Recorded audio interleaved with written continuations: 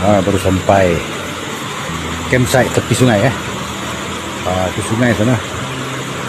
Jadi tempat berkemah jauh juga, taklah terlalu dekat. Jadi kalau ada air besar pun insyaAllah selamat. Jauh sikit, penting dekat dengan air.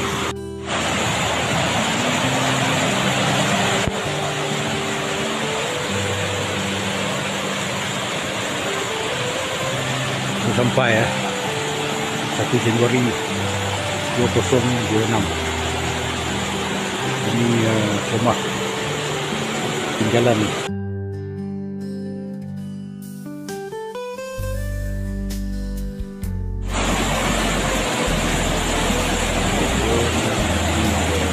Terjun kecil dan jatuh situ bentuk satu kolam, kolam yang panjang jauh ke sana.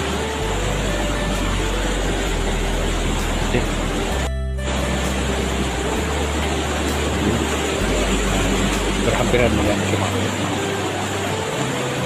Hujan malam dengan air yang cantik lah. Kalau untuk mancing seperti air.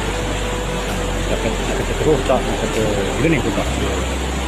Air dulu terus.